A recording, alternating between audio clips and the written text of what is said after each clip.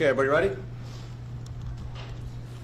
We're here today to announce the arrest of 32-year-old Martin Gibson for the murder of Jakeem Douglas at 7 Illinois Street on December 13th, 2022. Also charged in relation to this case is 31-year-old Devontae Lippens. He's charged with shooting one of the other victims on Illinois Street 2 years ago. On December 13th, 2022, at around 10:30 at night, Rochester police officers responded to 7 Illinois Street for multiple calls of gunshots and people shot. Officers arrived on the chaotic scene and found evidence of a shootout in the basement. Nearly 20 gunshots were fired by multiple weapons. While officers were attempting to secure the scene, 5 shooting victims arrived at local hospitals. 4 victims were transported by private vehicle to Rochester General Hospital. 1 was transported to URMC by ambulance. Jakeem Douglas, 24 years old, was one of the victims dropped off at RGH. He was pronounced dead shortly after arriving. The other men shot were all between the ages of 19 and 30 years old. Investigators learned the house on Illinois Street had been rented out for the evening to record a rap video and commemorate a murder victim from several years ago. There was around 20 to 30 people in attendance. A little before 10:30 p.m., a group entered the residence and made their way to the basement. They arrived with the intent of confronting a man they believed had previously stolen an illegal handgun from them.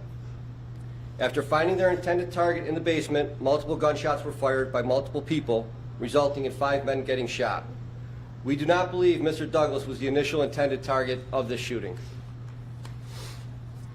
Following the shooting on Illinois Street, retaliatory gunshots were fired at multiple locations throughout the city of Rochester, including on Waring Road and on Henry Street.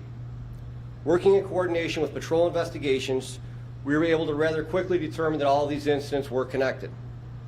Patrol investigators executed a search warrant on Henry Street. They recovered 3 handguns, an assault-style rifle, 2 shotguns, several bulletproof vests, several extended magazines for both rifles and pistols, a large quantity of Suboxone, fentanyl, amphetamine pills, and over 50 grams of cocaine. Fairly soon after the shooting, investigators were able to identify the people involved, but the investigation stalled out due to a lack of cooperation.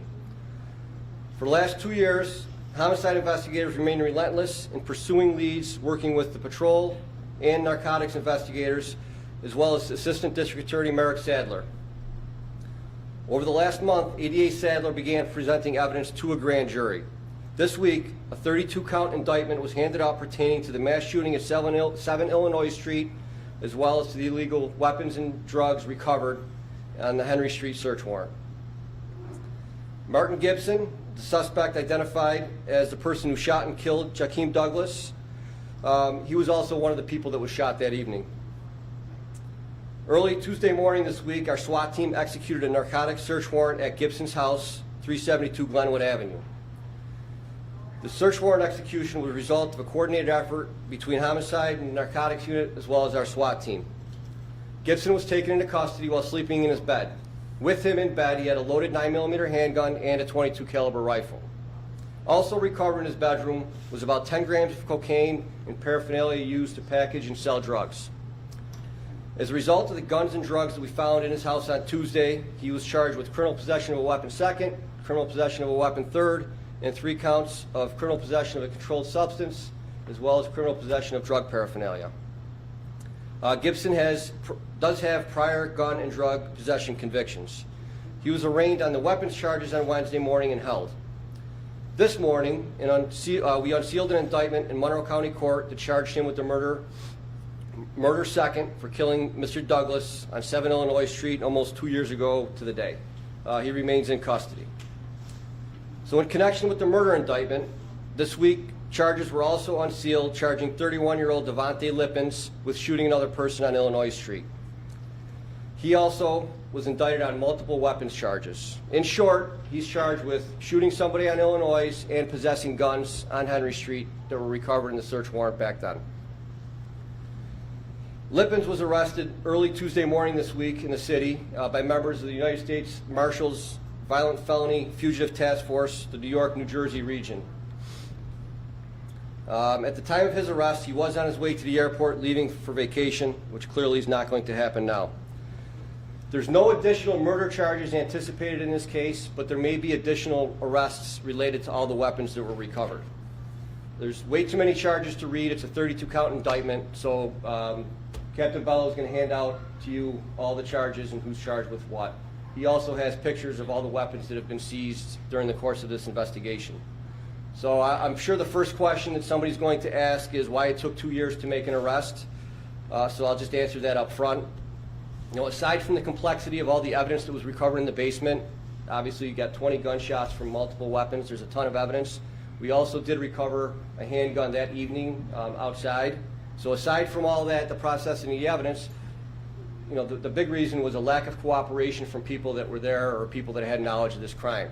Over the last 2 years, we've been able to gain that cooperation, and you know, I really have to commend the investigators for their persistence in this case, as well as ADA Sadler, because if it wasn't for her, we wouldn't be standing up here today either. So that's in summary what happened. I know it's a lot of information. If you guys have a few questions, we'll take them. Yeah, with this, it took 2 years. How do you think that, what are the next steps, and how do you think that this arrest will help the family with COVID? Listen, the family who has joined us here today, you know, they're never going to forget their loss, and nothing is going to make that loss go away. But at least now there's a sense of relief knowing that somebody's going to be held accountable, and they at least have answers to questions that they've had for the last 2 years. Thank God they haven't had to wait 30 or 40 years like some of our other families have. 2 years is absolutely too long of a time, but at least now they can move on with the next phase of the healing process. They'll never fully recover from it. They're always going to miss him, but at least now, you know, we've provided them answers that they've desperately wanted over the last couple of years. Can you say what you've done over the past 2 years to gain that cooperation that led to these arrests?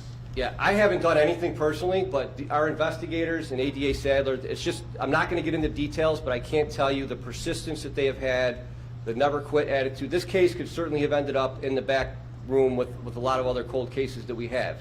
But because of ADA Sadler and the investigators, Joel and Pete, who were on the case, you know, they just kept, they knew who was involved. This was not a whodunit.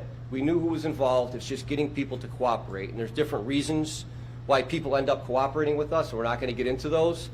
But you have to remain persistent, and thank God in this case, you know, we had investigators and a district attorney who was committed to staying persistent and not giving up.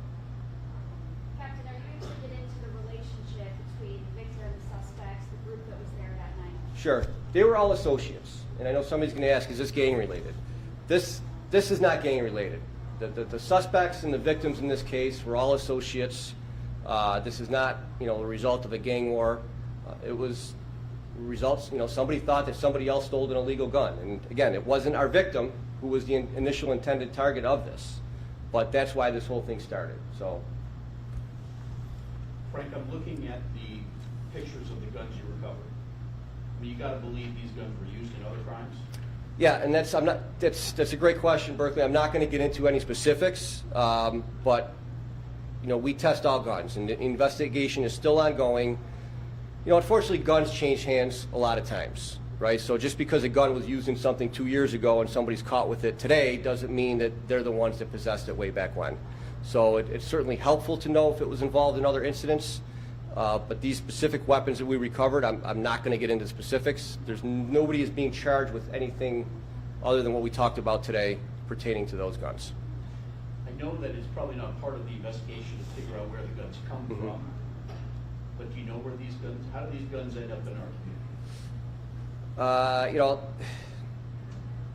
we're not going to talk specifically where, I don't know where these guns specifically came from. We trace, all the guns that we recover, we trace. It just wasn't pertinent to this investigation, so I don't have that answer for you.